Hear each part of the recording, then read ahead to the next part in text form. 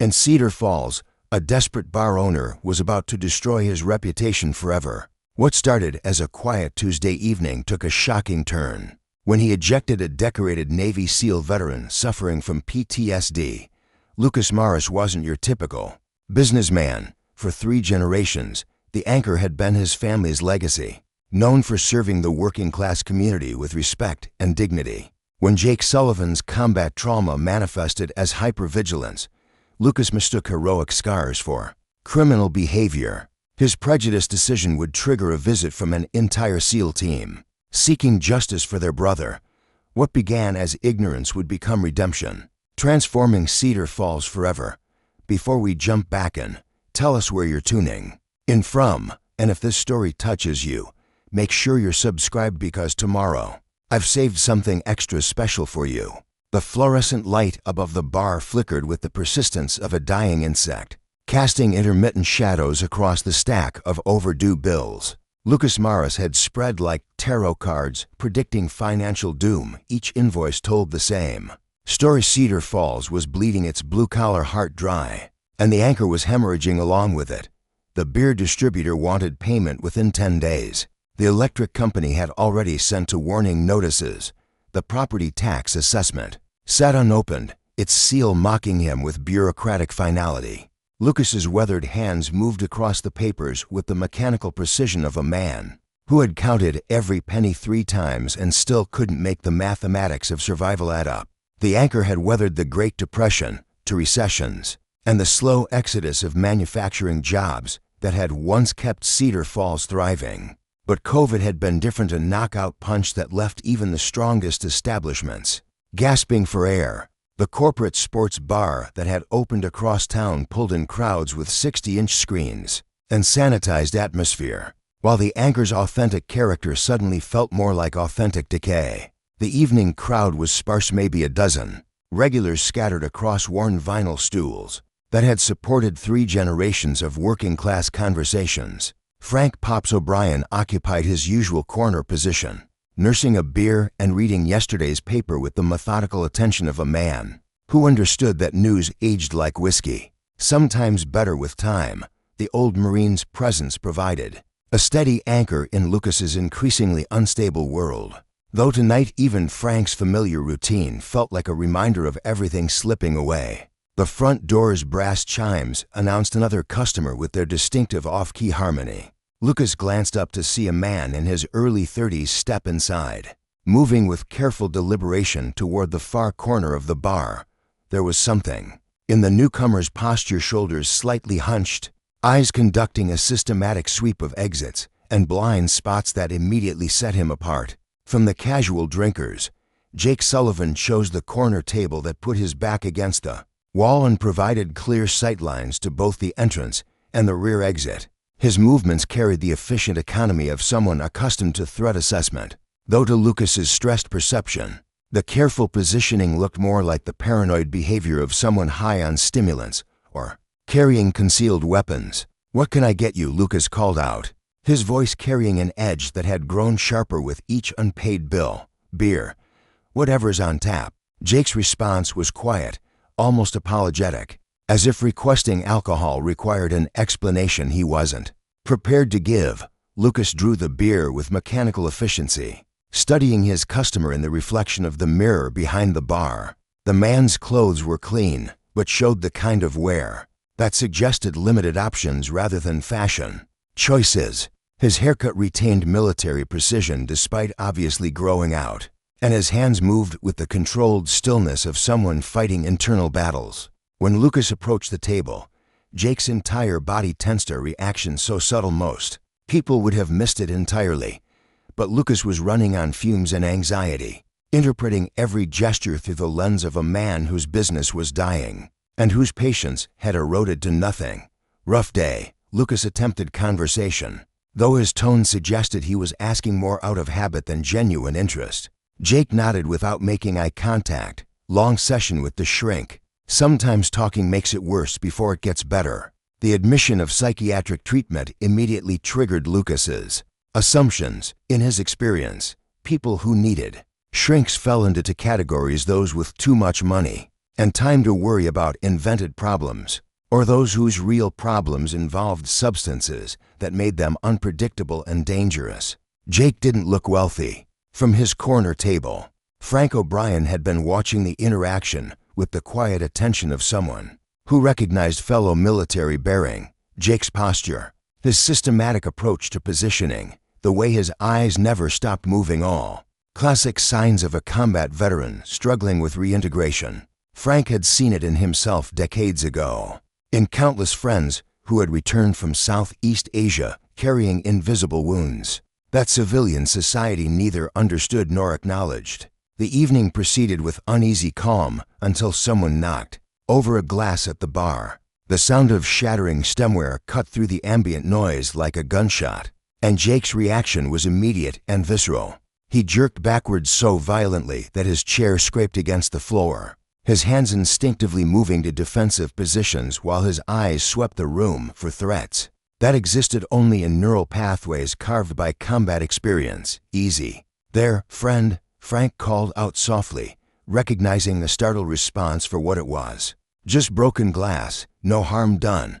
But Lucas had seen the reaction differently. The violent movement, the defensive posturing, the way Jake's hands had moved, it all confirmed his growing suspicion that this customer was under the influence of something that made him dangerous. When the college students at the pool table erupted in celebratory cheers over a particularly impressive shot, their voices suddenly amplified by alcohol-fueled enthusiasm.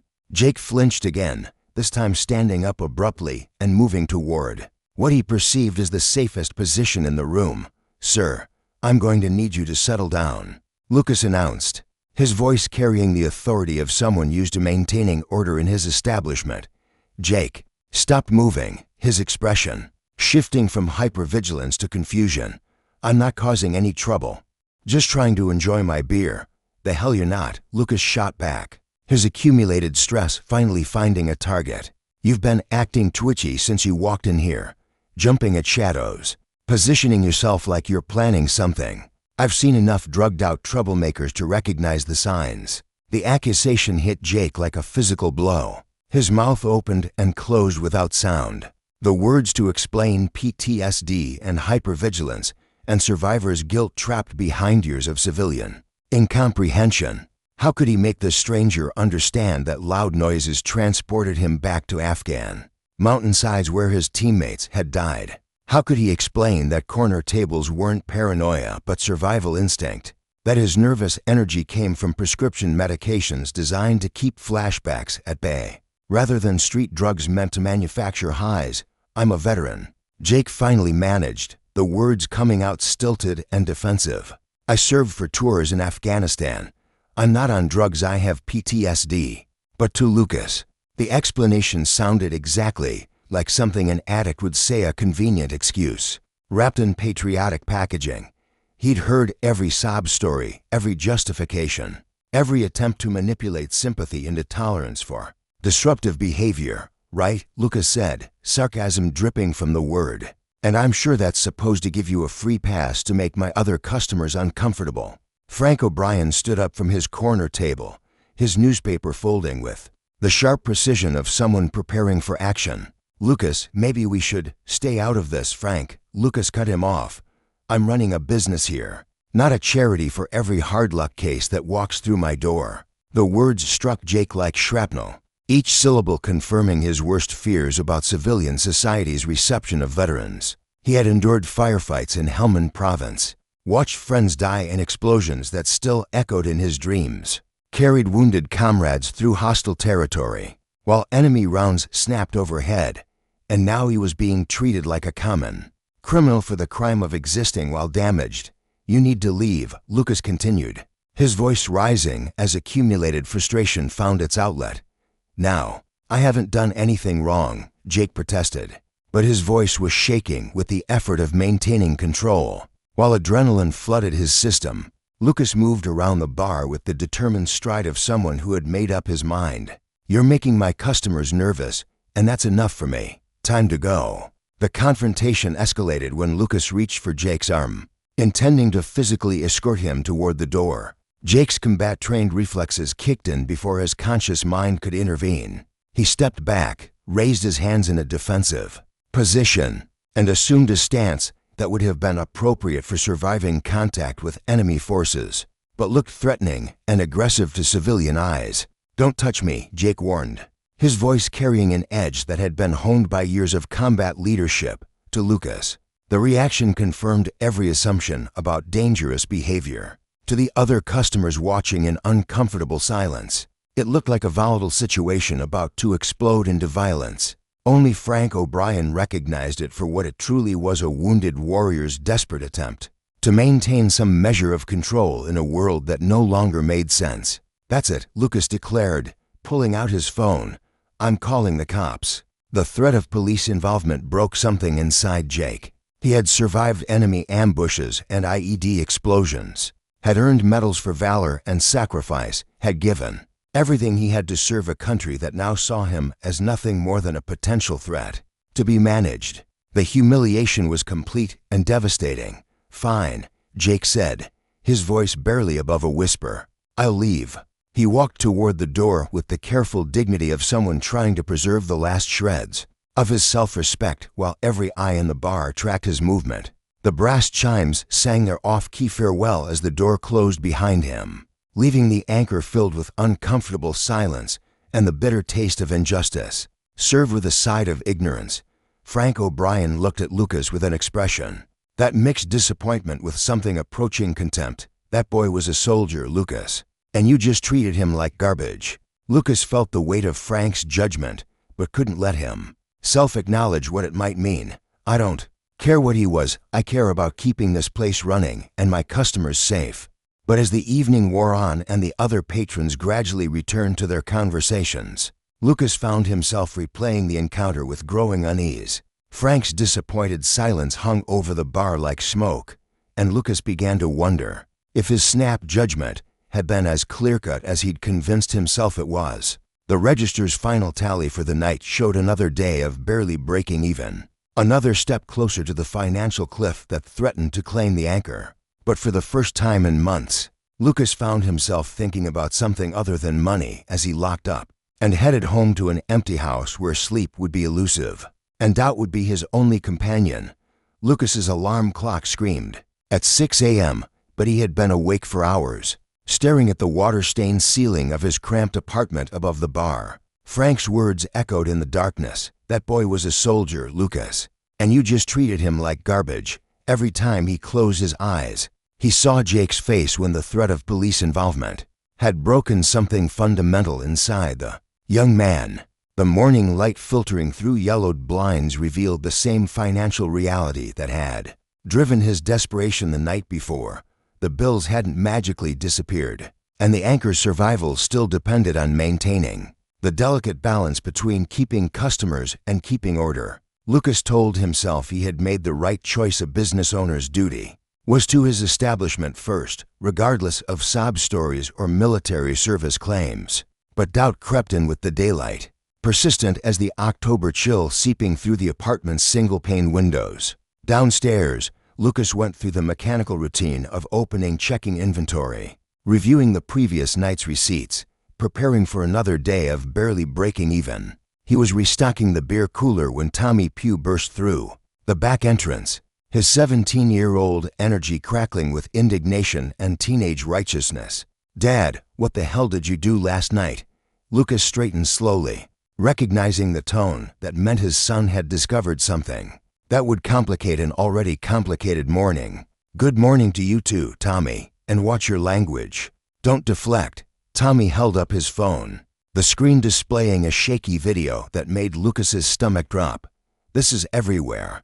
TikTok, Instagram, Facebook. Someone filmed you throwing out that veteran." The footage was grainy, but unmistakable. Lucas could see himself confronting Jake, could hear his own voice accusing the man of being tweaked out, could watch the moment when Jake's military bearing had shifted into defensive positioning. The video cut off just before the actual ejection, but the comments section told the full story with brutal efficiency. "Disgusting treatment of our heroes. This bar owner should be ashamed. Boycott the anchor. Veteran discrimination at its worst. Lucas's hands shook as he scrolled through the responses. In the space of 8 hours, his moment of poor judgment had become a viral symbol of civilian callousness. Toward military service members, the view count was climbing steadily, and local news outlets were already picking up the story. Do you have any idea what you've done? Tommy's voice cracked with embarrassment and anger. This guy served for tours in Afghanistan. For tours, Dad. And you treated him like some kind of drug addict. How do you know? Because I looked him up after seeing this video. Jake Sullivan, Navy SEAL, Bronze Star recipient, Purple Heart. His unit lost 3 guys in an IED explosion 8 months ago.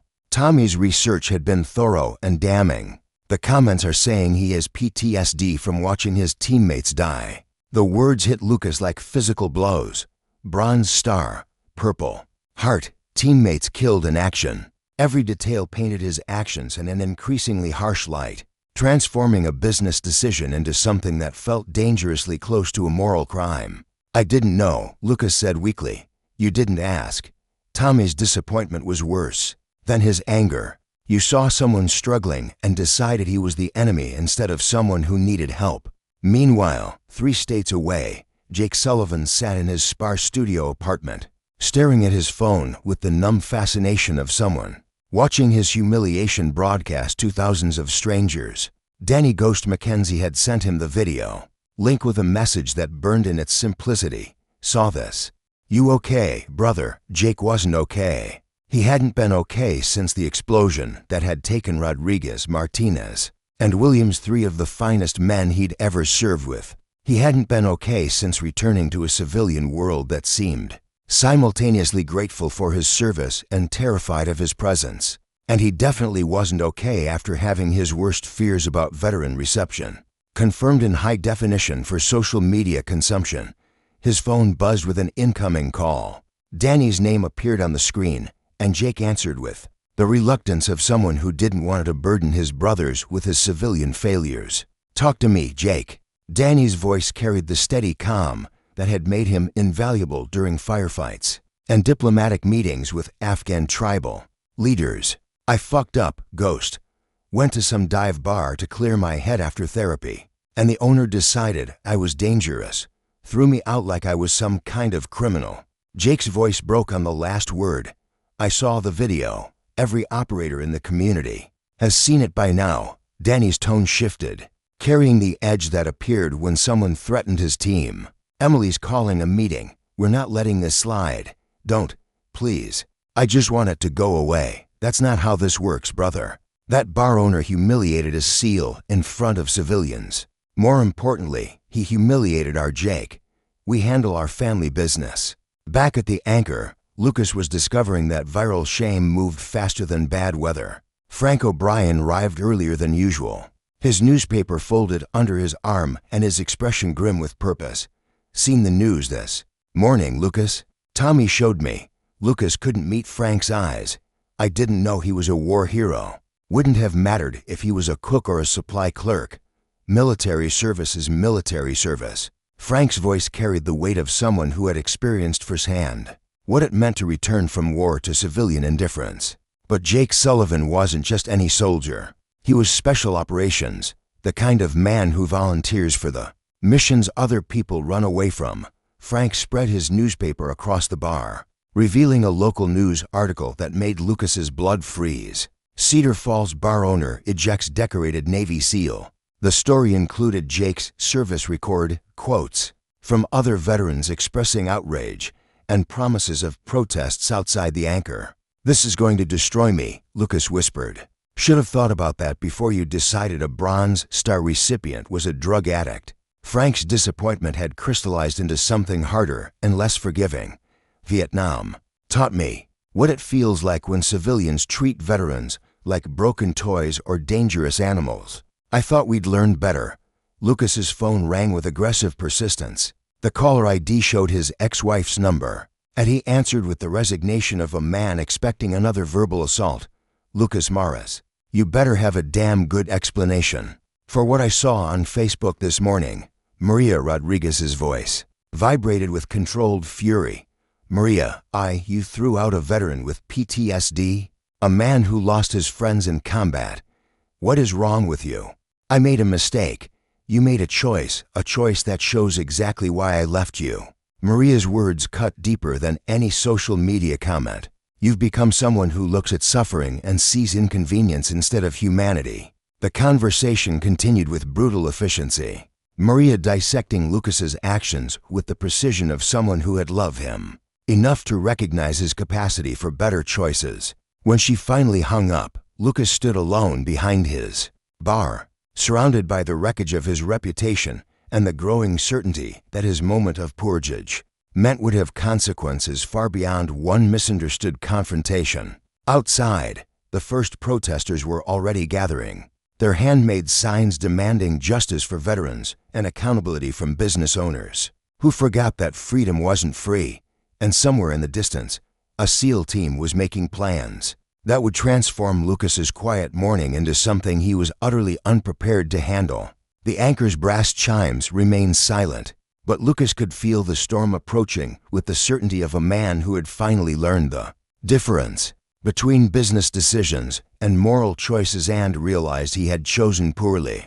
200 miles south of Cedar Falls, Commander Emily John stood before a tactical display board in the secure briefing room of Naval Special Warfare Group 2. But instead of enemy positions or mission objectives, the board showed screenshots from social media, news articles, and a detailed profile of one Lucas Morris, bar owner and unwitting catalyst for what was about to become a very different kind of operation.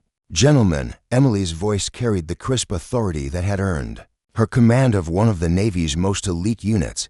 We have a situation that requires our attention. The 5 SEALs seated around the polished conference table represented thousands of hours of training, millions of dollars in specialized education, and more combat experience than most military units would accumulate in a decade. Danny Ghost Mackenzie sat with his characteristic stillness, processing information with the analytical mind that had made him invaluable in psychological operations. Rico Hammer Vasquez's massive frame radiated controlled aggression, his hands clenched into fists that could punch through cinder blocks or perform delicate bomb disposal work with equal precision. Chief Petty Officer Williams maintained his usual neutral expression, 30 years of military service having taught him the value of listening before speaking. Jake Sullivan is our brother, Emily continued, clicking through images of the anchor incident. He served with distinction on for combat deployments, saved civilian lives in Helmand Province, and carried wounded teammates to safety under enemy fire. Yesterday, he was ejected from a civilian establishment and treated like a common criminal because his PTSD symptoms were misunderstood by someone who decided prejudice was more convenient than compassion. Rico's jaw tightened as he watched the video footage. Say the word, Commander, we roll into Cedar Falls. Have a conversation with this Lucas Morris and make sure he understands the error of his ways. Stand down, Hammer. Emily's tone carried the firmness that had kept her team alive through countless missions. This isn't about intimidation or revenge. This is about education and justice. Danny leaned forward, his philosopher's mind already working through the complexities of the situation. What's the operational objective? We visit Mr. Morris. We explain what he did wrong. We help him understand the cost of his ignorance. Emily's presentation shifted to show Jake's service record.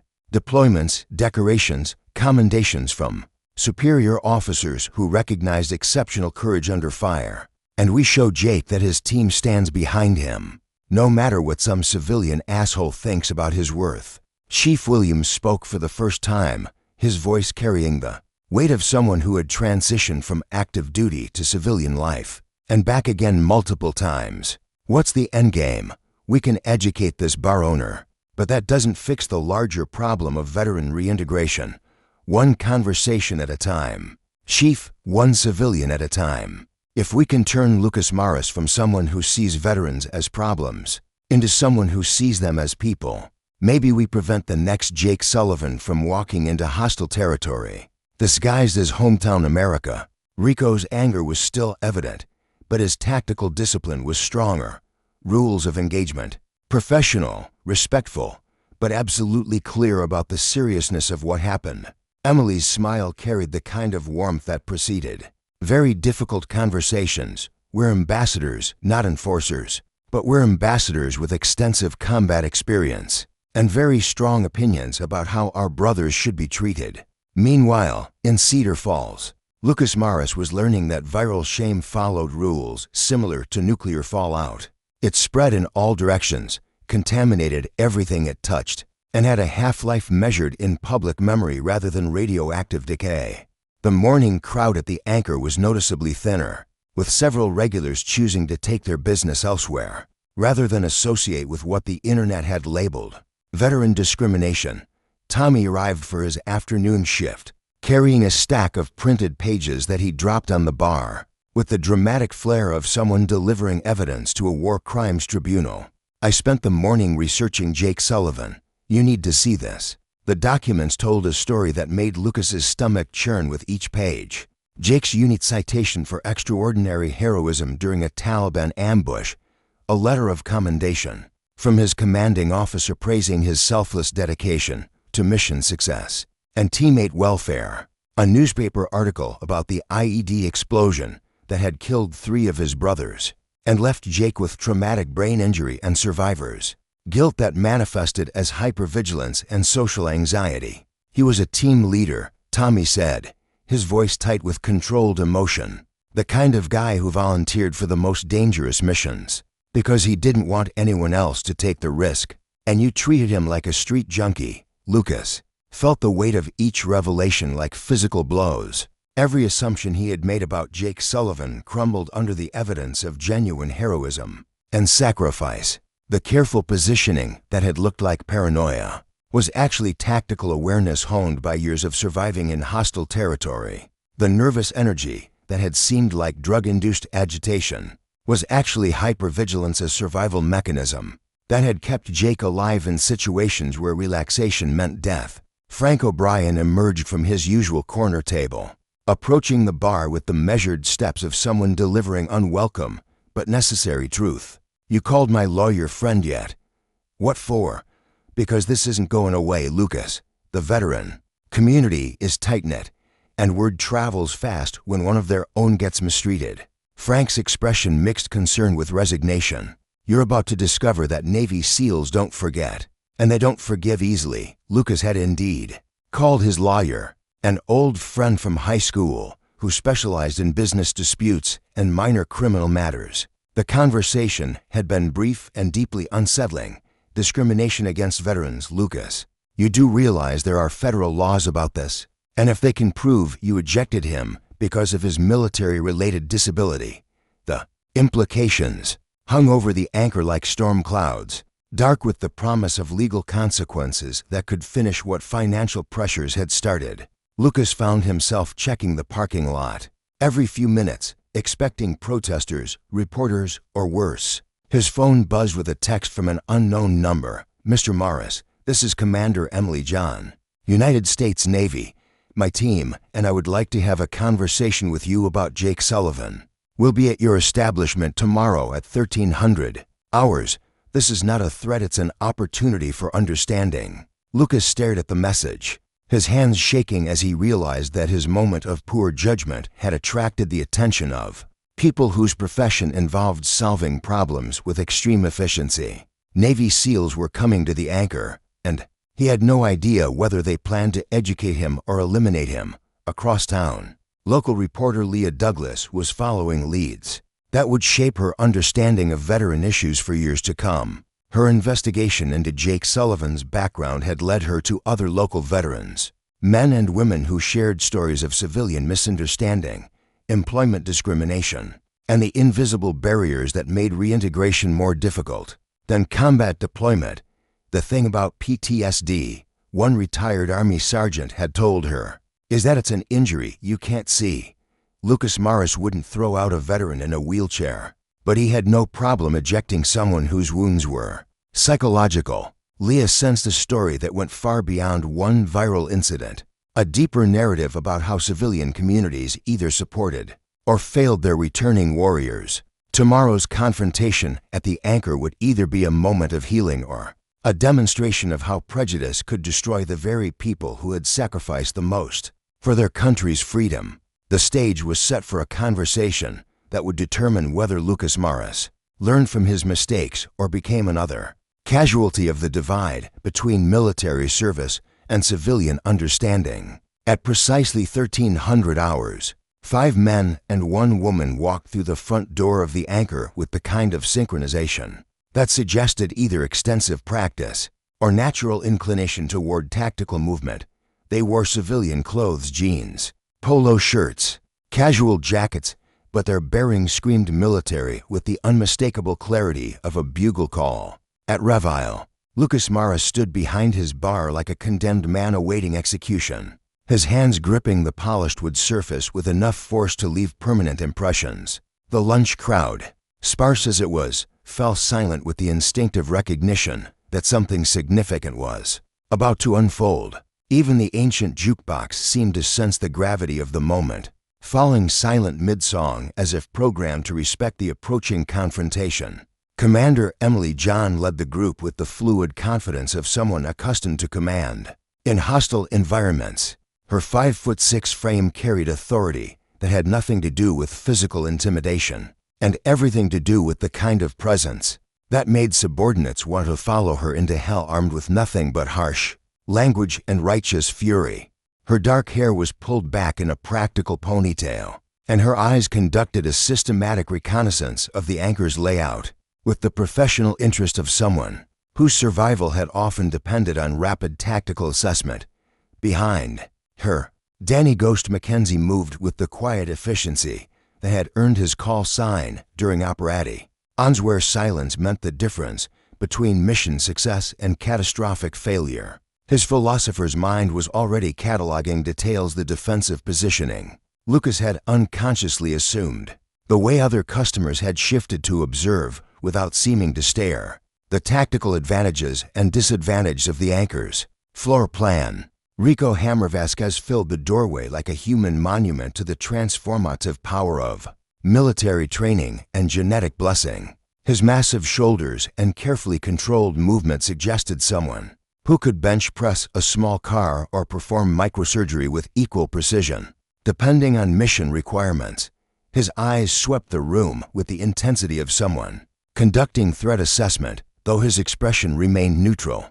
Chief Petty Officer Williams brought up the rear with the measured pace of someone who had learned patience through 30 years of military service and understood that the most effective conversations often began with careful observation rather than immediate action. Tommy Pugh watched the arrival from behind the bar with the fascination of someone witnessing history unfold in real time. His teenage understanding of military hierarchy told him these weren't ordinary sailors. Their bearing, their coordination, their obvious deference to the woman leading them all suggested elite units and specialized training that existed far beyond normal military experience. Frank O'Brien recognized the signs immediately. His Vietnam-era service had taught him to identify professional warriors, regardless of their current uniform, and these 5 represented the kind of specialized capabilities that most civilians only encountered in movies. He folded his newspaper with deliberate precision and prepared to serve as translator between military and civilian perspectives. Mr. Morris, Emily's voice carried the kind of polite authority that made resistance seem both futile and unnecessarily difficult. I'm Commander Emily John, United States Navy. We'd like to speak with you about Jake Sullivan. Lucas's mouth opened and closed without producing sound, his prepared speeches evaporating under the reality of facing people whose profession involved solving complex problems. Under extreme, preparing and narrating this story took us a lot of time, so if you are enjoying it, subscribe to our channel. It means a lot to us. Now back to the story. Pressure. He had expected anger, threats, perhaps even physical intimidation. Instead, he faced calm professionalism that somehow felt infinitely more dangerous. Ma'am, he finally managed, his voice cracking like a teenager, asking someone to prom. These are my teammates, Emily continued, gesturing toward her companions. Chief Petty Officer Williams, Petty Officer Mackenzie, Petty Officer Vasquez. We understand you had an interaction with one of our brothers 2 nights ago. The word brothers carried weight that went far beyond biological relationship. Lucas could hear in Emily's tone the kind of bond forged by shared danger, mutual dependence, and the unique intimacy of people who had trusted each other with their lives in situations where trust was the only currency that mattered. Danny stepped forward with the easy smile that had made him effective during psychological operations. "Mind if we sit down? This seems like the kind of conversation that deserves proper attention." Lucas nodded toward a large table near the window, grateful for anything that resembled normal social interaction. As the SEALs moved toward their seats, other customers began gravitating toward nearby tables with the magnetic attraction of people. Sensing they were about to witness something memorable, Rico positioned himself with his back to the wall, and clear sightlines to all entrances, a habit so ingrained it operated below conscious thought. Chief Williams selected a chair that allowed him to observe both the SEALs and Lucas while maintaining neutral positioning. Danny chose the spot that would let him read facial expressions and body language with maximum accuracy. Emily remained standing, her command presence filling the space between diplomacy and authority. "Mr. Morris, before we begin, I want you to understand something.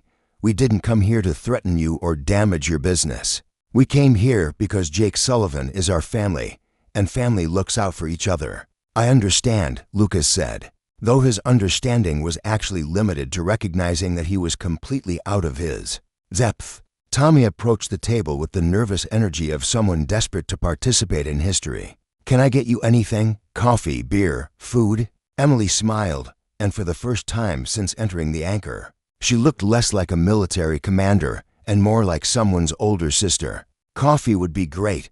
Black." The others echoed her request, and Tommy hurried away with obvious relief at having something useful to do. His departure left Lucas alone with 5 of the most highly trained individuals in the American military, all of whom had personal investment in understanding why their teammate had been treated like a criminal. Frank O'Brien stood up from his corner table, recognizing his cue to serve as bridge between civilian and military worlds. "Commander Frank O'Brien, United States Marine Corps, retired. I was here when the incident occurred." Emily's expression shifted to acknowledge a fellow service member. "Semper Fi, Marine, your perspective would be valuable." Jake Sullivan showed every sign of being a combat veteran dealing with reintegration issues. Anyone with military experience would have recognized the symptoms Frank's words carried. The gentle reproach of someone who understood that ignorance could be corrected, but willful blindness was inexcusable. Lucas felt the weight of judgment from multiple directions: military professionals who understood what he had failed to recognize, his own son who had researched Jake's heroic service, regular customers who were beginning to understand the magnitude of his mistake. Emily sat down across from Lucas, her movement signaling the transition from introduction to serious conversation. "Mr. Morris, what we'd like to understand is how a decorated Navy SEAL with for combat deployments and a record of exceptional service came to be ejected from your establishment. Like a common criminal." The question hung in the air with the weight of moral reckoning, and Lucas realized that his next words would determine whether this conversation became an education or an indictment. The question hung in the air with the weight of moral reckoning, and Lucas realized that his next words would determine whether this conversation became an education or an indictment. Emily John's steady gaze offered no escape from accountability, but her expression suggested someone genuinely interested in understanding, rather than simply condemning. "I thought he was on drugs," Lucas said finally, the words emerging like shards of glass cutting his throat. He was acting paranoid, jumpy, positioning himself like he was planning something. "I've had problems with addicts before, and I made assumptions." Emily's expression didn't change, but something shifted in her posture, a subtle straightening that suggested Lucas had just confirmed her worst suspicions about civilian ignorance regarding military service members. "Tell me exactly what you observed that led to those assumptions." Lucas found himself describing Jake's behavior with growing shame, as he recognized how each symptom he had interpreted as drug use could have alternative explanations: the insistence on corner seating, the systematic scanning of exits, the violent reaction to unexpected sounds. Under Emily's methodical questioning, his certainties crumbled like sand castles at high tide. "Commander," Frank O'Brien interjected gently, "might be helpful if Mr. Morris understood what Jake Sullivan actually accomplished." During his service, Emily nodded, reaching into her jacket to produce a tablet that she placed on the table between herself and Lucas. "Jake Sullivan, Petty Officer First Class, Navy SEAL Team 6, for combat deployments to Afghanistan. Bronze Star with Combat 5 for extraordinary heroism during Operation Enduring Freedom." The tablet displayed Jake's official military photograph dress, blue uniform, military decorations arranged with precise attention to regulation, eyes that carried confidence and purpose that Lucas had failed to recognize, beneath civilian anxiety and trauma. March 15, 2023, Emily continued, her voice taking on the cadence of someone reading an official citation. Petty Officer Sullivan's team was conducting a humanitarian mission in Helmand Province when they encountered an ambush by Taliban forces despite being outnumbered 3-1. Sullivan led his team in a counterattack that saved the lives of 12 Afghan civilians, including 6 children. Lucas felt his stomach churning as Emily painted a picture of heroism that made his treatment of Jake appear increasingly monstrous. The careful positioning he had interpreted as paranoia was actually tactical awareness that had kept Sullivan alive during firefights where relaxation meant death. June 8, 2023. Emily continued relentlessly. Sullivan's convoy hit an improvised explosive device during a routine patrol. The blast killed 3 of his teammates, Rodriguez, Martinez, and Williams, men he had served with for over 2 years. Sullivan suffered traumatic brain injury and multiple shrapnel wounds, but refused medical evacuation until he had helped extract wounded Afghan interpreters from the blast zone. The tablet showed photographs of Jake with his fallen teammates, young men barely out of their teens, grinning at the camera with the invincibility of youth and the brotherhood of shared danger. Lucas could see in their faces the bonds that civilian society struggled to understand, connections forged by mutual dependence and tested by combat conditions that most people only encountered in movies. "The hypervigilance you interpreted as drug-induced paranoia," Emily said, her voice carrying the patience of someone explaining advanced calculus to a child, "is actually a survival mechanism that kept Jake alive in an environment where threats could emerge from any direction without warning. His need to position himself with clear sight lines and protected flanks isn't criminal behavior. It's the residual combat awareness of someone who survived situations that would have killed most people." Rico Vasquez leaned forward, his massive frame radiating controlled intensity. "My grandfather came back from Korea with what they called battle fatigue. Spent 30 years dealing with nightmares and startle responses that nobody understood. Died thinking he was broken instead of understanding he was injured." Chief Williams nodded, his weathered face reflecting decades of military experience. "PTSD isn't a character flaw, Mr. Morris. It's an injury. You wouldn't eject a veteran in a wheelchair because his legs don't work properly. Jake Sullivan's brain was damaged by combat trauma, and his symptoms are as real and legitimate as any physical wound." Tommy had been listening from behind the bar, his teenage idealism wrestling with embarrassment over his father's actions. "Dad, he saved kids, Afghan children who had nothing to do with the war, and he risked his life to protect them." Lucas looked around the table at faces that reflected varying degrees of disappointment, understanding, and barely controlled anger. These weren't random military personnel, they were Jake's family, bound by shared experiences that transcended biological relationships.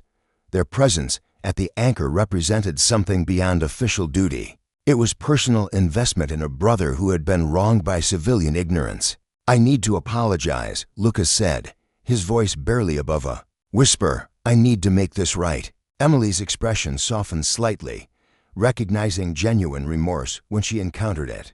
"Apologies are a start, but understanding is more important."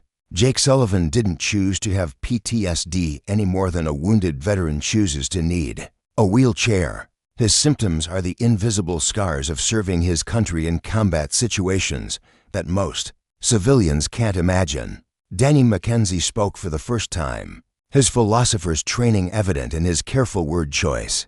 The ancient Greeks had a concept called philotimo, love of honor. It described the moral obligation to do what was right, even when it was difficult. Jake Sullivan exemplified philotimo during his service. The question is whether civilian society can demonstrate the same commitment to doing what's right for veterans who sacrificed for their country. Frank O'Brien stood up from his position at a nearby table, recognizing his role as bridge between military and civilian perspectives. Lucas, I've been coming to this bar for 30 years. I've watched 3 generations of your family serve this community. Your grandfather would have understood what Jake Sullivan went through. He served in World War II and came back with his own invisible wounds. The weight of family legacy added another layer to Lucas's growing understanding of his failure. The anchor had been built by men who understood service and sacrifice, and he had violated that tradition through ignorance and prejudice.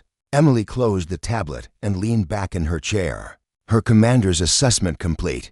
Mr. Morris, Jake Sullivan is one of the finest men I've ever had the privilege to serve with. He led missions that saved civilian lives, carried wounded teammates to safety under enemy fire, and served his country with distinction that few people will ever match. When he walked into your establishment seeking nothing more than a quiet drink to calm his combat-damaged nerves, you treated him like a criminal. The condemnation was complete and devastating, but Emily's tone suggested possibility for redemption rather than final judgment. Lucas realized he was being offered something precious, the opportunity to learn from his mistakes and become part of the solution rather than remaining part of the problem. That made veteran reintegration unnecessarily difficult. What can I do? Lucas asked, the question emerging from genuine desire for redemption rather than fear of consequences. Emily smiled for the first time since entering the anchor, and Lucas glimpsed the leader who had inspired fierce loyalty from some of the military's most elite warriors. That's exactly the right question, Mr. Morris, and fortunately, we have some ideas about answers. Emily smiled for the first time since entering the anchor, and Lucas glimpsed the leader who had inspired fierce loyalty from some of the military's most elite warriors. That's exactly the right question, Mr. Morris, and fortunately, we have some ideas about answers. The brass chimes at the front door sang their familiar off-key melody, and every head in the bar turned toward the entrance.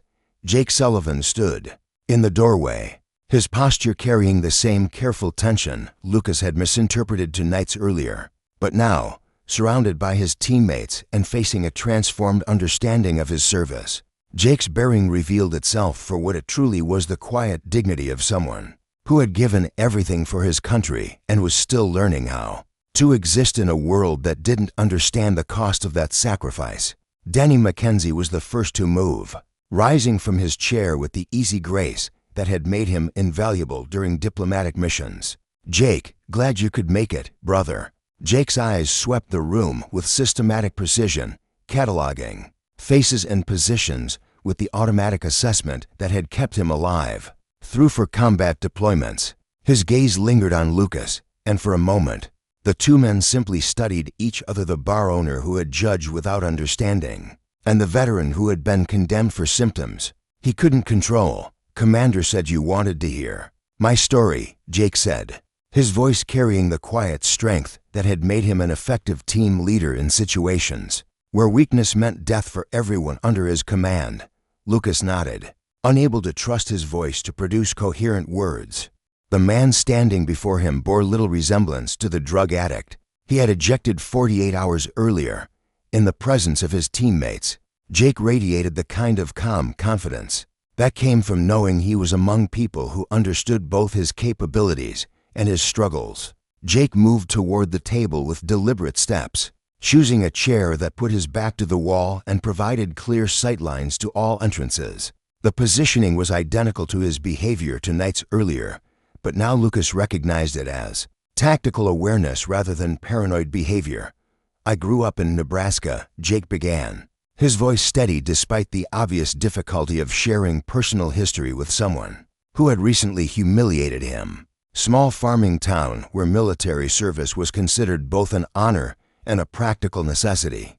My father served in Desert Storm, my grandfather in Vietnam, when I graduated high school. Joining the Navy felt like continuing a family tradition. Tommy Pugh had emerged from behind the bar, drawn by the magnetism of someone sharing a story that would reshape his understanding of military service. Frank O'Brien remained in his corner position, but his newspaper lay forgotten as he focused on Jake's words with the attention of someone who recognized a fellow warrior's testimony. Basic training was tough but manageable. I had grown up with discipline and hard work, so military structure felt natural. But I wanted something more challenging than standard Navy service. I wanted to test myself against the highest standards the military could offer. Jake's eyes found Rico Vasquez, who nodded with the understanding of someone who had made similar choices. SEAL training was 24 weeks of discovering what I was actually capable of. When failure meant letting down teammates who were enduring the same hell. We lost 60% of our class to injury, exhaustion, or simple recognition that they weren't meant for special operations. But those of us who made it through formed bonds that went deeper than friendship. We became family, in the truest sense of the word. Emily John watched Jake with the protective attention of someone who had guided young warriors through their most difficult transitions. Her presence seemed to give Jake strength, reminding him that his story mattered and deserved respectful attention. My first deployment was to Afghanistan in 2019. Combat operations were supposed to be winding down, but Taliban forces hadn't received that memo. We conducted direct action missions, hostage rescues, training operations with Afghan special forces who were trying to hold their country together against overwhelming odds. Jake's voice carried the weight of someone describing experiences that existed beyond civilian comprehension. Lucas found himself leaning forward, drawn into a narrative that revealed the vast gulf between military service and his own comfortable assumptions about modern warfare. The brotherhood you develop during combat deployment is unlike anything in civilian life. Your teammates become more important than your own survival because mission success depends on absolute trust and mutual support. Rodriguez, Martinez, Williams, they weren't just colleagues. They were the people I trusted with my life every single day. The names of Jake's fallen teammates hung in the air like a memorial, and Lucas could see pain flash across the faces of the assembled SEALs. These weren't abstract casualties, they were specific individuals whose loss had carved permanent wounds in the survivors. June 8, 2023, Jake continued, his voice beginning to strain with the effort of reliving traumatic memories. We were conducting a routine patrol in Helmand Province, providing security for engineers who were rebuilding a school that Taliban forces had destroyed. The IED was buried in the road, probably planted days earlier and triggered by remote detonation. Jake's hands began to shake slightly, a tremor that would have been invisible to most observers, but was immediately noticed by his teammates. Danny McKenzie shifted closer, providing silent support through proximity and shared understanding. The explosion killed Rodriguez instantly. Martinez and Williams were thrown from the vehicle but survived the initial blast. I had multiple shrapnel wounds and probable concussion, but I was mobile. The engineers were trapped in their vehicle, and local civilians were screaming for help. Lucas watched Jake's symptoms manifest in real time, the slight tremor in his hands, the way his eyes began scanning for threats that existed only in traumatic memory, the careful breathing pattern that suggested someone fighting internal battles while maintaining external composure. Standard protocol would have been to establish security perimeter and wait for medevac, but Martinez was bleeding out, Williams had both legs mangled, and the engineers were unconscious in their overturned vehicle. Sometimes you have to choose between following procedure and saving lives. Frank O'Brien spoke quietly from his corner table, his Vietnam experience providing perspective that bridged different generations of warfare. That's when you discover what kind of man you really are. Jake nodded, acknowledging the truth of Frank's observation. I carried Martinez to the landing zone while taking intermittent sniper fire. Went back for Williams despite his protests that I should save myself. Helped extract the engineers from their vehicle before ammunition started cooking off from the fire. Rico Vasquez's massive frame had gone completely still. His attention focused on Jake's words with the intensity of someone who understood the physical and emotional cost of such actions under extreme duress. All four of them survived because of my decisions that day. The Bronze Star citation talks about extraordinary heroism, but it felt like doing what anyone would do for their brothers. You don't leave your people behind no matter the cost. Jake's voice wavered at the end, and Lucas suddenly realized he was witnessing something sacred. A soldier sharing the deepest truths of sacrifice with someone who had failed to understand. The honor it represented, the nightmares started right away. Survivor's guilt, that's what they call it. It's the burden of making it home when better men didn't. Every loud noise feels like incoming fire. Crowds feel like ambushes, waiting to happen. The hypervigilance that kept me alive overseas doesn't just switch off once I'm back here. Tears welled in Lucas's eyes. The man he'd thrown out of his bar as a junkie was actually a decorated hero. A man bearing invisible wounds from heroic service. When I walked into your bar that night, Jake continued, meeting Lucas's eyes, I wasn't looking for trouble. I just wanted peace. The kind you only find when you're surrounded by people who get it, no explanations needed. I wanted a quiet beer and maybe a chance to feel normal again, just for a while. Jake's tone wasn't angry, it was patient, almost gentle. But the weight of it hit Lucas like a sledgehammer. What Jake was offering wasn't just an explanation, it was forgiveness. A chance to understand, and a path to make things right. I'm sorry, Lucas whispered, voice cracking. I'm so damn sorry. Jake nodded slowly, accepting the apology with the quiet grace of someone who believed people could change if they were willing to listen and learn. The silence between them was heavy with meaning, acknowledgement, regret, and the faint glimmer of healing when the soft chime of the front door signaled a new arrival. Leah Douglas entered the anchor with the poised determination of someone prepared to cover conflict. But what she found made her stop, her instincts. As a seasoned reporter told her that this wasn't the confrontation she'd expected. This was something deeper, something human. She didn't reach for her recorder. Instead, she took in the scene, a Navy SEAL sharing his story, surrounded by teammates, customers, and a remorseful bar owner. The atmosphere felt more like a sacred ceremony than a bar. Ms. Douglas, a woman, rose and extended her hand with practiced calm. I'm Commander Emily John, she said. I believe you were expecting a conflict with Mr. Morris. Leah shook her hand, instantly recognizing the strength honed by years of command. I was told there might be a standoff between veterans and a discriminatory business owner. The only real threat here is ignorance, said Danny Mackenzie, his quiet wisdom cutting through. And ignorance can be cured with conversation, with education. Jake turned toward Leah with the wariness of someone used to misrepresentation. You've been interviewing vets around town. I have, she answered, her voice full of sincere respect. She looked past Jake's scars and symptoms, seeing the resilience and history behind them. But this isn't a scandal. This is a chance for the public to really understand what it's like to come home different. Jake hesitated. Around the table, his team waited, offering their silent support. Sharing his story could help others. It could change how people like him were treated. What kind of story are you planning to tell? He asked, cautious but curious. The kind that matters, Leah replied. The kind that builds bridges between civilians and those who served. The kind that might stop something like this from happening again. Before Jake could answer, the door opened again, this time letting in a stream of townspeople who had heard about what was happening. Mrs. Chen from the corner store, Mike from the auto shop, Principal Williams from the high school.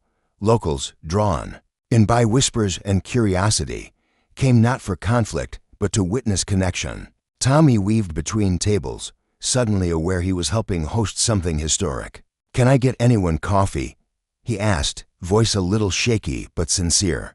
Beer, we've got sandwiches if people are hungry. The arriving community members arranged themselves at nearby tables, with the respectful distance of people, recognizing they were witnessing something important. Their presence transformed the anchor from a simple bar into an impromptu town hall, a public forum where military and civilian perspectives could intersect. Frank O'Brien stood up from his corner table, recognizing his moment to serve as bridge between different generations of military service. Jake. These folks need to understand what you and your teammates have been through, not the Hollywood version, the real version. Emily nodded approvingly at Frank's intervention. This is exactly what we hope would happen. Real conversation between people who serve and people who are served. Rico Vasquez found himself approached by Mike Peterson, whose son was considering military enlistment. My boy's thinking about joining the Marines. What should I tell him about what to expect? The question opened a flood of honest conversation about military service that went far beyond recruiting posters and patriotic abstractions. Rico spoke about the transformation that military training provided, the brotherhood forged through shared hardship, and the reality that some experiences changed people in ways that civilian society struggled to understand. Chief Williams found himself explaining to Mrs. Chen how military families dealt with deployment stress, the challenges of maintaining relationships across distance and danger, and the way that military communities supported each other through difficulties that civilian society rarely encountered. Danny engaged with Sarah Williams about the educational challenges facing veterans who returned to school, the ways that combat experience both helped and hindered academic performance, and the importance of civilian institutions understanding that veteran students brought unique perspectives along with unique challenges. Leah moved through the conversations with the practiced ear of someone recognizing a story that transcended simple journalism. This wasn't just about one veteran's mistreatment, this was about the fundamental disconnect between military service and civilian understanding, and the possibility that honest dialogue could bridge gaps that had existed for generations. Mr. Morris, she said, approaching Lucas with her digital recorder visible but not yet activated. Would you be willing to talk about what you've learned today? Lucas looked around the anchor, seeing his establishment transformed into something he had never imagined, a place where meaningful conversations about service and sacrifice were happening naturally, where military and civilian perspectives were finding common ground through honest dialogue. I learned that I made assumptions based on ignorance, he said, his voice carrying the weight of genuine remorse. I saw symptoms I didn't understand and decided they were dangerous. Rather than asking what they meant, I treated a decorated war hero like a criminal because I was too proud to admit I didn't know what I was looking at. The admission resonated through the gathered crowd, and Lucas realized that his public acknowledgement of failure was becoming part of the healing process. His mistake had created the catalyst for community education that might prevent similar incidents in the future. Jake stood up from the table, his movement drawing attention from everyone in the bar. What happened to me happens to veterans every day across this country. We come home carrying invisible wounds from serving our nation, and we encounter civilian society that wants to honor our service in the abstract, while rejecting us as individuals when our symptoms make them uncomfortable. His words carried the authority of lived experience, and the assembled community members listened with the attention usually reserved for sacred testimony. This was education happening in real time, understanding growing through direct contact between people who had served and people who benefited from that service. But this conversation, this honest dialogue, this is how we fix the problem, Jake continued, not through anger or retribution, but through education and mutual understanding. Emily John watched the proceedings with the satisfaction of someone seeing a successful mission conclusion. Her team's intervention had achieved something beyond justice for Jake. It had created a model for community healing that could be replicated anywhere civilians and veterans were willing to engage in honest conversation. As afternoon faded into evening, the anchor buzzed with the energy of people discovering common ground across experiences they had previously considered incompatible. Military service and civilian life weren't opposing forces, they were complementary, parts of the same democratic society, stronger when connected by understanding rather than divided by ignorance. Leah Douglas knew she had found a story that would resonate far beyond Cedar Falls, a narrative about the possibility of healing and understanding in a world too often divided by fear and miscomprehension. The anchor had become something unprecedented, a place where the warrior class and civilian society could meet as equals, learning from each other through honest dialogue and mutual respect. 1 week after the impromptu community forum that had transformed the anchor, from a struggling neighborhood bar into the unlikely epicenter of veteran-civilian dialogue.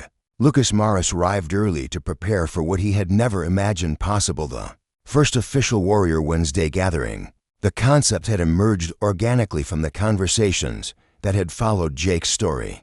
A weekly forum where veterans could gather in an environment of understanding and support. The physical transformation of the anchor was subtle but meaningful. Lucas had rearranged the seating to create small discussion circles, while maintaining clear sightlines and multiple exit routes accommodations that respected the tactical awareness many veterans carried as permanent modifications to their civilian existence.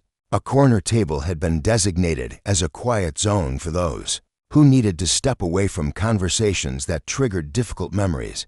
The lighting had been adjusted to reduce harsh shadows that could spark hypervigilance in combat veterans, whose brains remained programmed to identify potential threats. Frank O'Brien arrived first, as had become his habit during the planning week. His Vietnam-era experience provided historical perspective that bridged different generations of military service, and his unofficial role as elder statesman had proven invaluable in creating an atmosphere where warriors from different conflicts could find common ground. Nervous, Frank asked, noting the way Lucas kept adjusting bottles behind the bar with unnecessary precision.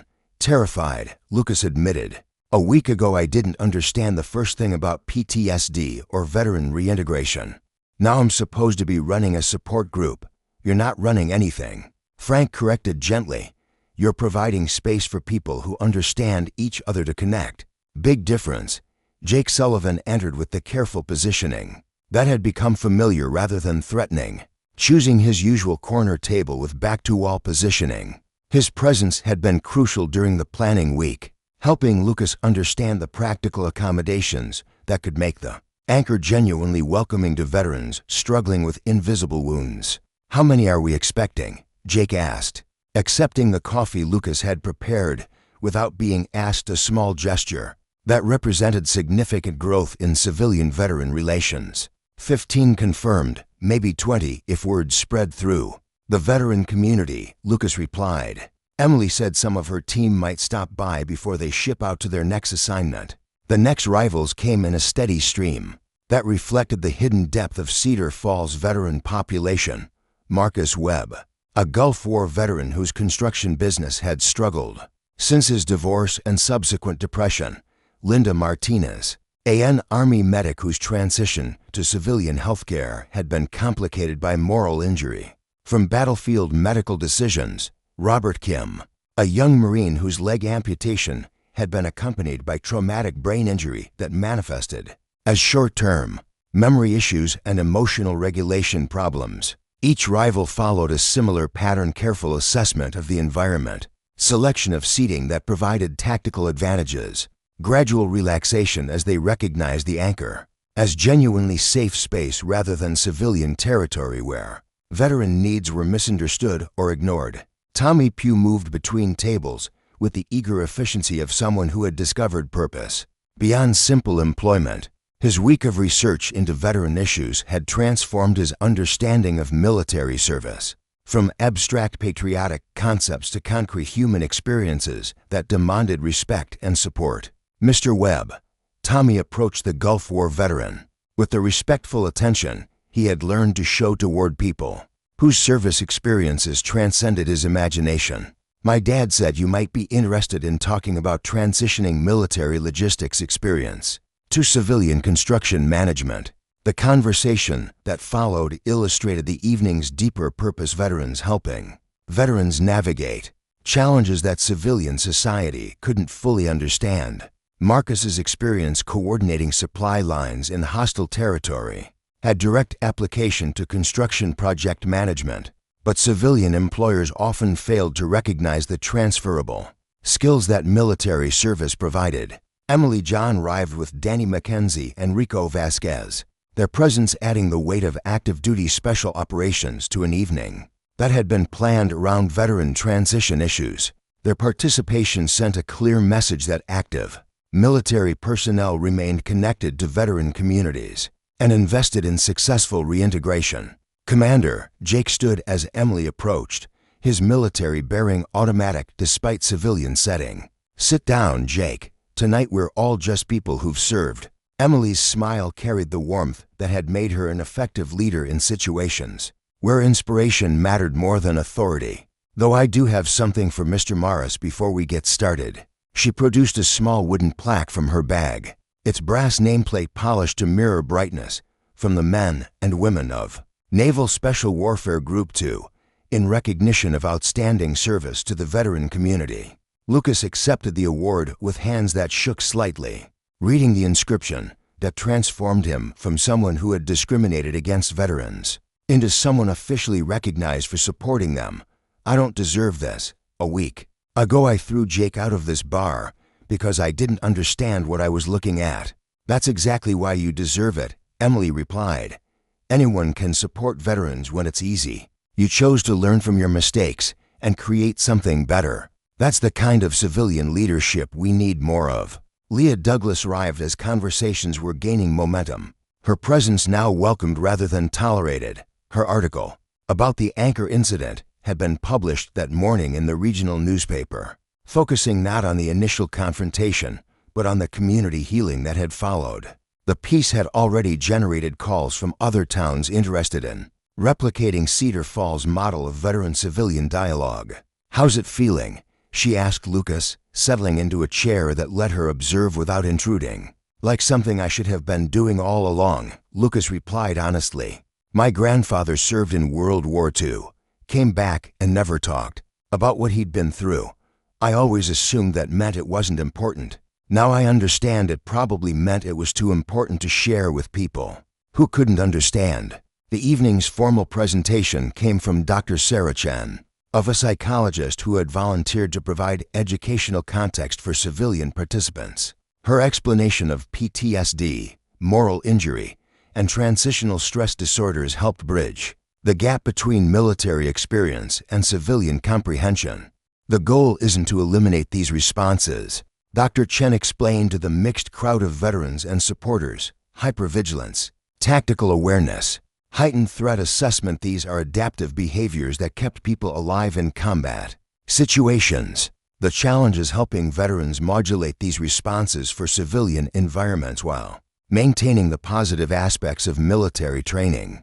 Jake found himself leading a discussion group about practical coping strategies, sharing techniques that had helped him manage symptoms while maintaining functionality in civilian society. His transformation from isolated veteran to peer counselor illustrated the healing power of community support and purposeful engagement.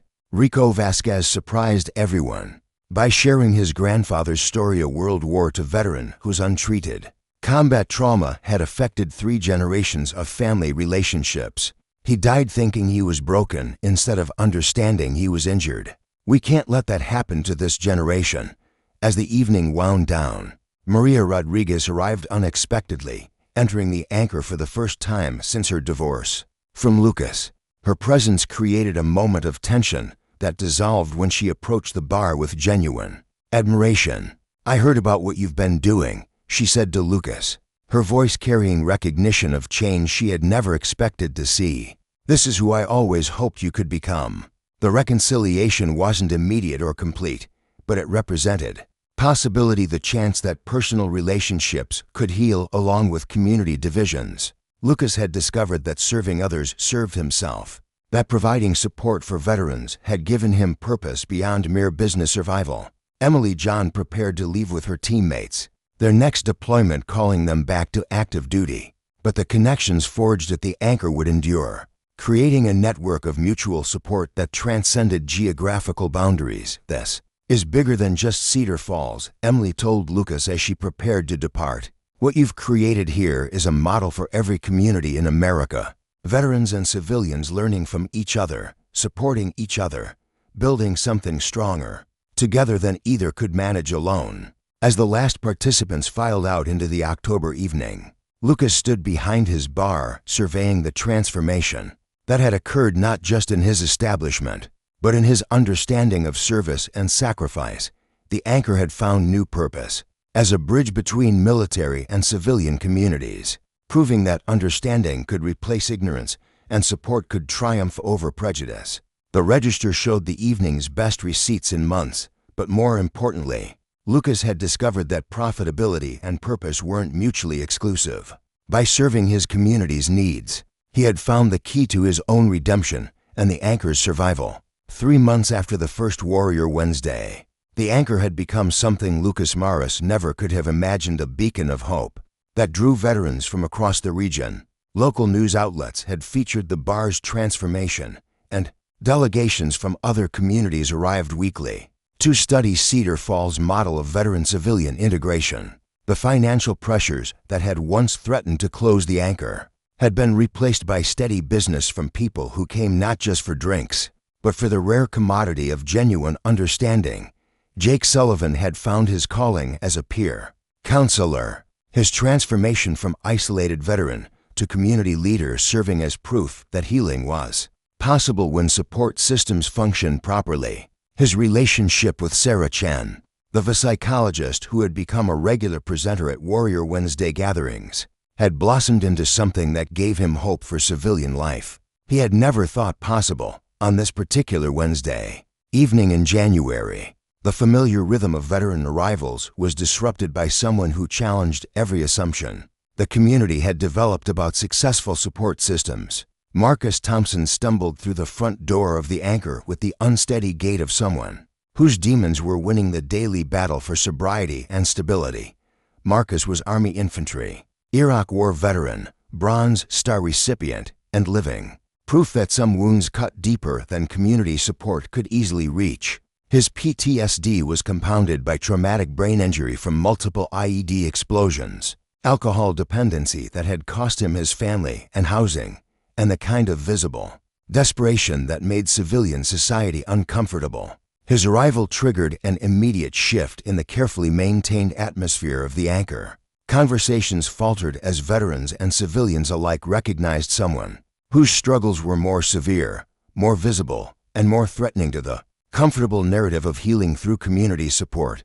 "Can I get a drink?" Marcus asked Lucas, his voice slurring slightly from whatever substances he had used to self-medicate before arriving. Lucas felt his old instincts rising, the urge to protect his establishment's reputation, to remove potential problems before they became actual crises. But 3 months of education had taught him to recognize symptoms rather than judge behaviors, and Marcus Thompson's deteriorated condition carried the unmistakable signs of a warrior who was losing his battle with invisible wounds.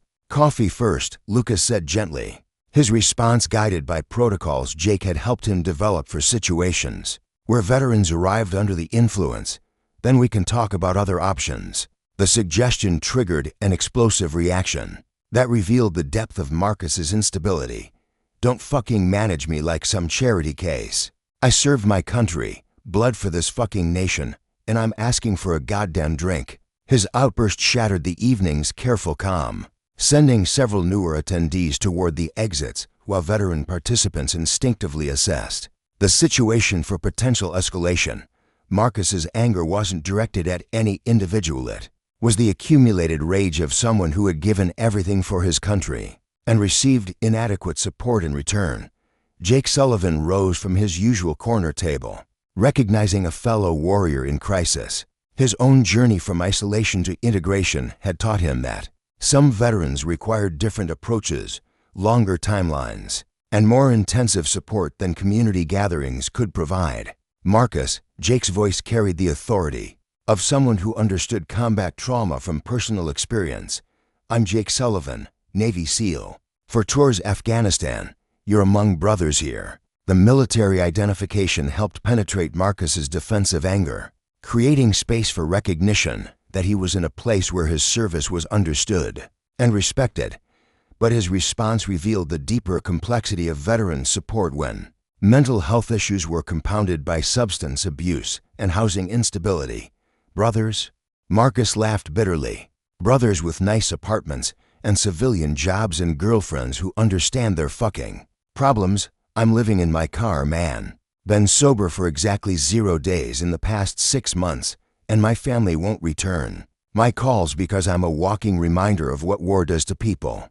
The raw honesty of Marcus's situation created uncomfortable silence among community members. who had grown accustomed to success stories and gradual healing. His presence forced recognition that veteran support required more than weekly gatherings, and civilian good intention some cases demanded professional intervention and long-term institutional support that small communities couldn't provide. Frank O'Brien approached with the careful deliberation of someone who had survived his own battles. With post-war demons, his Vietnam experience included years of alcoholism, failed relationships, and the kind of bottom-level existence that Marcus currently inhabited. Son, I spent 15 years after Vietnam thinking that dying overseas would have been easier than living back home. Lost my first marriage, my job. Damn near lost my sanity before I figured out that healing doesn't happen on a schedule that makes civilians comfortable. Frank's words carried the weight of lived experience, offering Marcus recognition from someone who understood the full spectrum of veteran struggles rather than just the success stories that made community supporters feel good about their efforts. Emily John had returned for a brief visit between deployments, her presence adding active duty perspective to the crisis unfolding at the Anchor. Her assessment of Marcus was swift and professional, a veteran in need of immediate intervention rather than long-term community support. Marcus, when's the last time you slept somewhere safe? Emily's question was tactical rather than sympathetic, focused on immediate needs rather than emotional comfort. Define safe, Marcus replied. Because I haven't felt safe since my last deployment ended, and I realized that civilian society was more dangerous than enemy territory.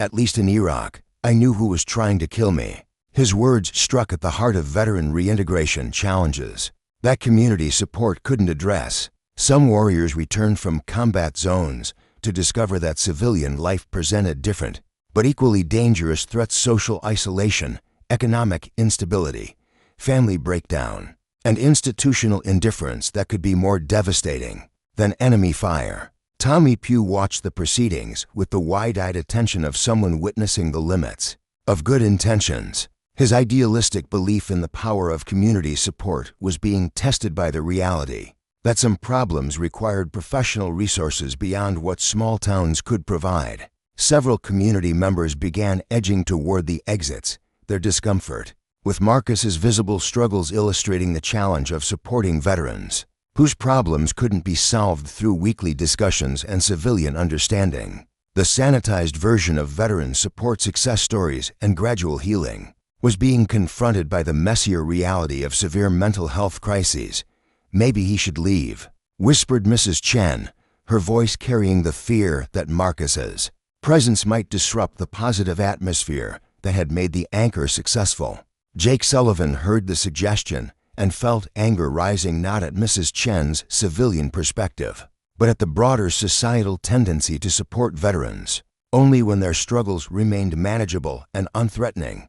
No, Jake said firmly, his voice carrying command authority that had been earned in combat situations. This is exactly when he needs to stay. Marcus served his country and deserves our support, especially when that support is difficult to provide. The moment crystallized the fundamental challenge of veteran reintegration: civilian society's willingness to honor military service in the abstract while rejecting individual veterans whose symptoms made them uncomfortable. Marcus Thompson represented the test case that would determine whether Cedar Falls' commitment to veteran support was genuine or merely convenient.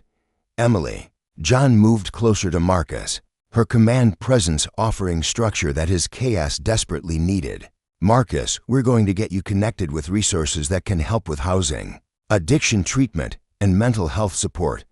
But tonight, you're staying here where people understand what you've been through. Her words represented a commitment that went beyond community gatherings to address the institutional failures that left veterans like Marcus without adequate support systems. The Anchor's success had created a model that other communities wanted to replicate, but Marcus's crisis revealed that some veteran needs required federal resources and professional intervention rather than local good intentions. As the evening continued with Marcus remaining under the careful attention of his fellow veterans, Lucas realized that his education in veteran support was far from complete. True commitment meant supporting all veterans, not just those whose struggles could be managed through weekly discussions and civilian sympathy. The test of the anchor's transformation was just beginning. 6 months after Marcus Thompson's crisis had tested Cedar Falls' commitment to veteran support, the anchor celebrated the first anniversary of Warrior Wednesday with a ceremony that transformed the neighborhood bar into something resembling a military honor guard formation. The transformation had been complete and lasting. What began as one man's prejudice had evolved into a national model for community-based veteran support that drew delegations from across the country seeking to replicate Cedar Falls' success. Lucas Morris stood behind his bar, surveying a room filled with people whose presence would have been unimaginable a year earlier. Mayor Patricia Williams sat beside Colonel James Martinez, the Regional Veterans Affairs Director, while local government officials mingled with active-duty military commanders who had traveled from multiple bases to witness the ceremony. Veteran advocates, journalists, and dozens of warriors from conflicts spanning from Vietnam to Afghanistan had gathered to commemorate not just an anniversary, but a fundamental shift in how civilian society could support those who served. The physical space itself bore testament to the year's transformation. Where once stood a struggling neighborhood bar with peeling paint and financial desperation, the anchor now gleamed with purposeful renovation funded by community donations and a federal grant recognizing innovative veteran support programs. A memorial wall honored fallen warriors with photographs and brief biographies that reminded visitors of the human cost of military service. The tactical seating arrangements that had begun as accommodation for veteran hypervigilance had evolved into a thoughtful design that promoted both safety and social interaction. "Ladies and gentlemen," Lucas spoke into the microphone that Tommy had set up near the memorial corner they had created for fallen warriors, his voice carrying across a room that fell silent with respectful attention. "1 year ago, I made the worst mistake of my life. I ejected a decorated Navy SEAL from this bar because I was too ignorant to recognize his service and too proud to acknowledge my ignorance." The audience included many who had witnessed that original confrontation, their presence serving as living testimony to the community's journey from shame to pride. Frank O'Brien occupied his traditional corner table, now officially designated as the Founding Fathers Station, in honor of his role in bridging generational gaps between different military conflicts. His Vietnam-era perspective had proven invaluable in creating programming that honored all veterans, regardless of when or where they served.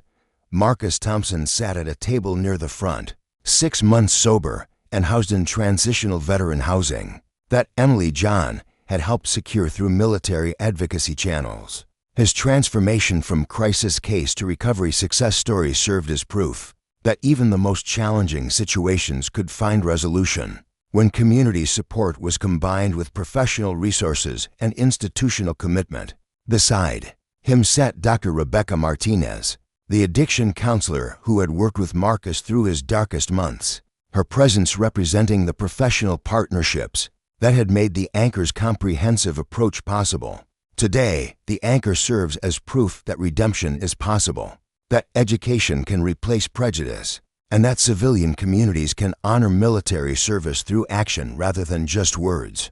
Lucas continued, his voice steady with conviction earned through hard experience. But the success belongs to everyone who chose understanding over ignorance, support over indifference, and community over isolation. Jake Sullivan approached the podium, his transformation from isolated veteran to certified peer counselor, representing the evening's deeper message about the possibility of healing through purposeful engagement. Beside him stood Dr. Sarah Chen, now his fiancée, their relationship symbolizing successful integration between military and civilian worlds.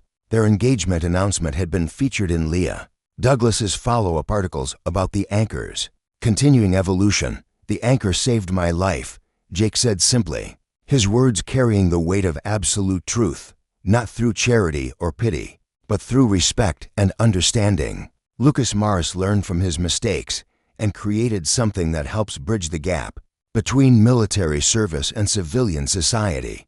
But more importantly, he created a model that proves civilian communities can honor military service through action rather than just words. Jake's speech detailed the practical outcomes of the anchor's transformation. 15 local veterans had found employment through networking connections made during Warrior Wednesday gatherings. 8 had enrolled in educational programs with financial support from community fundraising efforts. 3 had entered successful addiction treatment programs through referrals from peer counselors. Understood their struggles from personal experience. Emily John approached the podium carrying a triangularly folded American flag, her dress blue uniform adding military formality to the civilian celebration.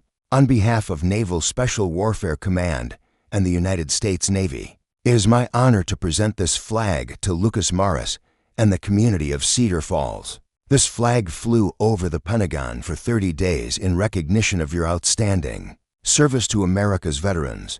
The presentation ceremony included remarks from Colonel Martinez, who announced that the anchor model was being studied for implementation at military bases nationwide.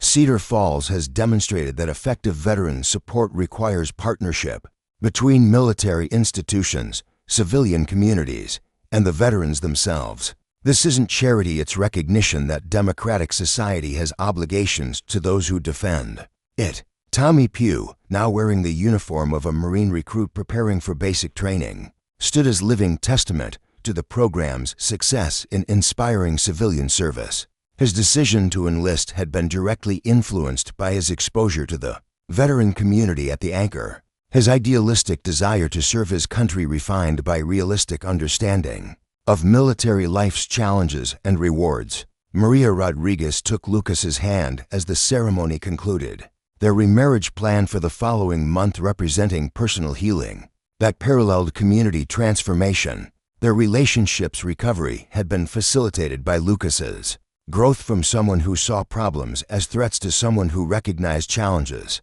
as opportunities for service. Leah Douglas moved through the crowd conducting interviews for her book about the Anchor phenomenon, her journalism having evolved from simple reporting to advocacy for veteran issues.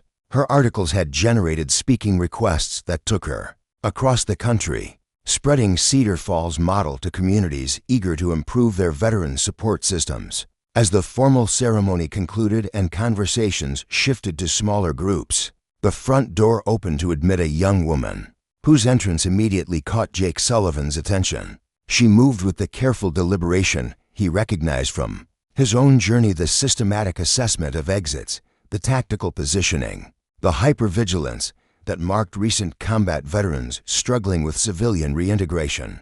"First time here?" Jake asked gently, his experience teaching him to recognize veterans in need of community connection. She nodded, her Marine Corps bearing evident, despite civilian clothes that couldn't completely disguise military posture. Staff Sergeant Lisa Park, 3rd Marine Division, heard this was a place where people understand what it's like coming back from deployment. Her words carried the weight of recent experience, the uncertainty of someone seeking community after months of isolation.